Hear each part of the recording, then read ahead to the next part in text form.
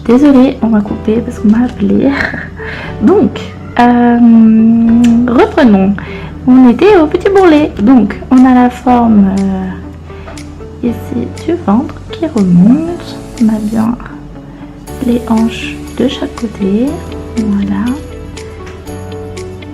Alors, ce que je vais faire, c'est que je vais faire les bras qui vont venir ici. Voilà. Donc, généralement, dans la proportion d'un corps humain, on considère qu'un homme est à peu près à 7,5, 8 têtes pour faire son corps complet.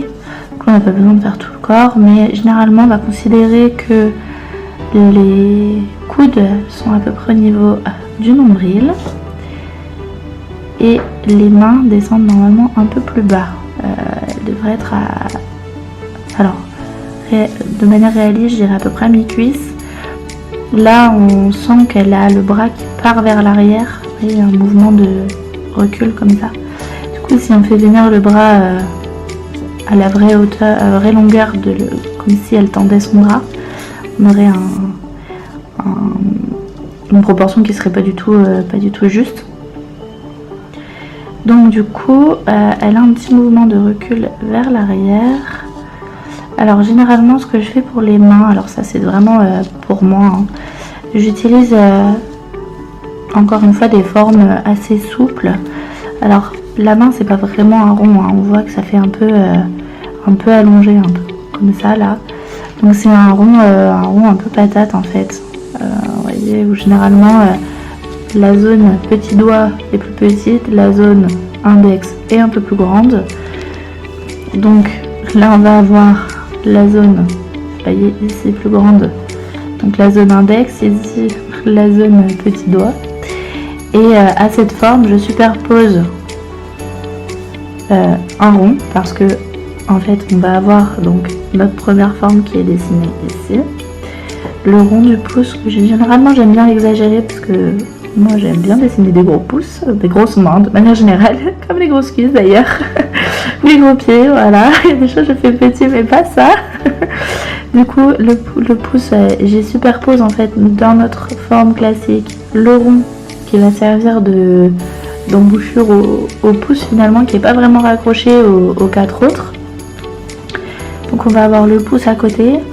Il y a toutes les phalanges à dessiner, hein, donc à chaque fois il y en a 3 pour chaque, sauf le pouce qui en a 2, puisque je considère que ma première phalange, en fait ça va être mon rond du départ, sauf que je vais lui ajouter une petite forme de recul finalement, ce petit angle, attendez, hop, voilà, ce petit angle que vous voyez ici, là, ce truc là c'est intéressant à dessiner parce que ça donne de suite un peu de style au dessin.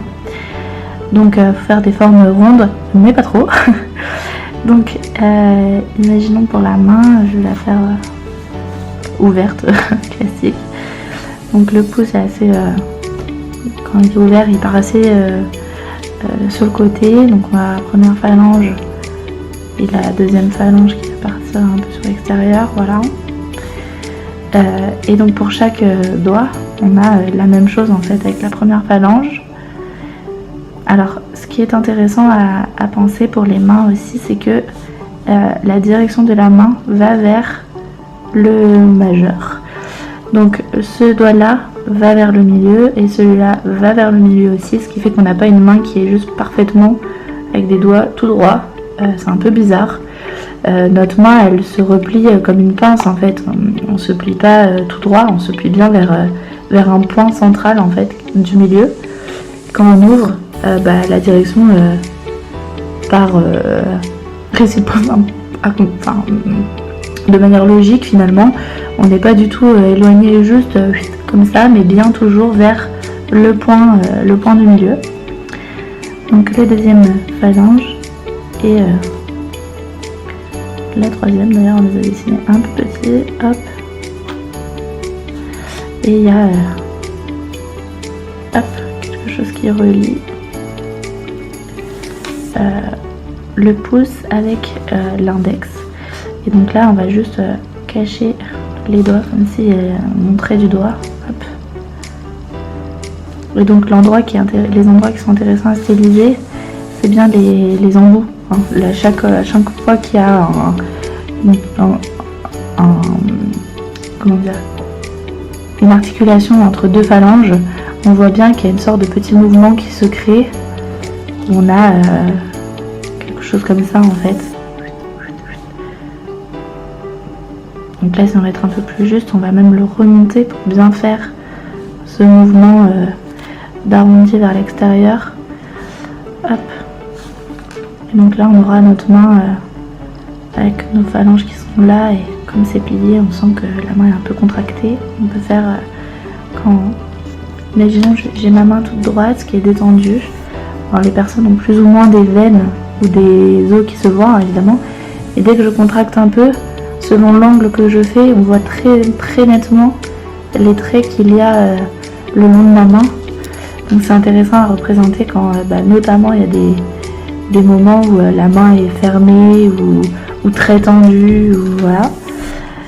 Et hop, on peut faire la continuité qui va bien. On a des os, hein. Ici notamment un qui est intéressant à dessiner, celui-là là, qui ressort, qui est sur l'extrémité des mains. Donc, en fonction de comment vous vous mettez, il est plus ou moins apparent, mais de manière générale, il est intéressant à représenter, comme cet os là d'ailleurs. Donc on revient sur notre main ici. Alors je vais me dépêcher un petit peu parce que quelqu'un qui arrive à la maison. Mais donc on va mettre une main qui... Qu'est-ce qu'elle fait sa main? On va dire qu'elle est... Je réfléchis. Hein. Ouais, à moitié fermée. Voilà, quelque chose comme ça. De toute façon,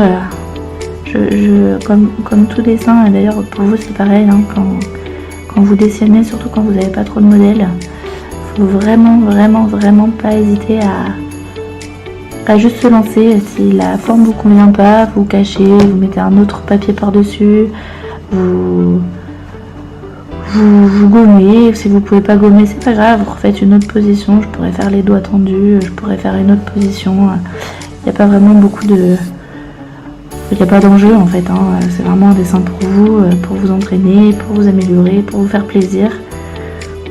Donc c'est bien de garder ça en tête et de pouvoir se lancer, essayer. On se dit bon, l'idée c'est toujours de penser à quelque chose qui ferait à peu près réaliste, à une position. Si vous mettez vos doigts en l'air, bon bah c'est un peu bizarre, mais si là vous voulez rajouter par exemple, c'est assez facile, hein, vous voyez, on a une position naturelle parce qu'on pourrait mettre hop, un téléphone par exemple dans la main, juste là, qu'elle tiendrait, donc le pouce là il serait caché, hein, on va le cacher d'ailleurs, voilà, on a un téléphone, un papier, on pourrait mettre n'importe quoi dans sa main.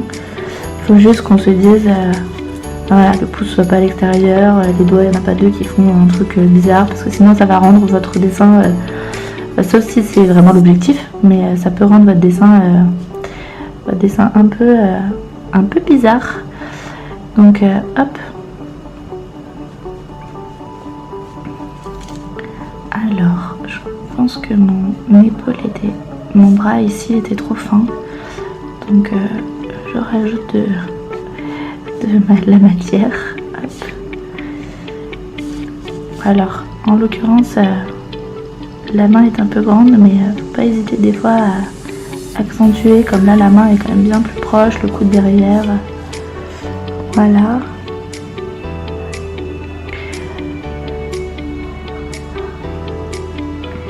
Donc on a bien notre poitrine qui est ici, notre deuxième épaule qui part. On pourrait dire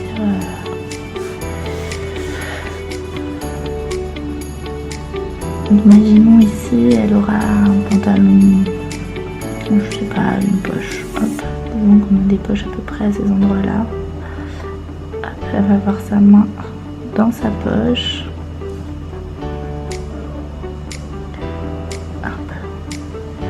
Alors là, faut faire attention parce que le bras ressort que très peu en fait. Vu l'angle qu'elle a prise, on est sur bon presque profil. Du coup, on peut pas faire un bras si on est personnage tourné comme ça. On va simplifier très grossièrement, mais on va faire le... Voilà, hop. Si j'ai un bras comme ça, je peux pas faire l'autre comme ça. C'est pas anatomiquement juste. Le bras ne part pas comme ça, il part vers l'arrière pour aller ici à l'intérieur en fait. Mais ici il y a vraiment l'effet de profondeur caché derrière le torse. Donc à la limite on peut tricher un petit peu et faire apparaître un bout de l'avant-bras. Là il y a un petit morceau en trop, on s'en fiche. Hop, un bout de l'avant-bras qui guide en fait le lecteur, la personne qui regarde, qui va regarder le travail à la compréhension, parce que c'est beaucoup de perception, hein. La perspective c'est pareil, tout ça c'est de la perception. Donc on peut rajouter quelques petites triches comme ça, mais il ne faut pas oublier de ne pas dénoter la réalité quand même, parce que sinon ça fait vraiment bizarre et ça donne un effet pas du tout... En fait ça enlève, même si vous dessinez un personnage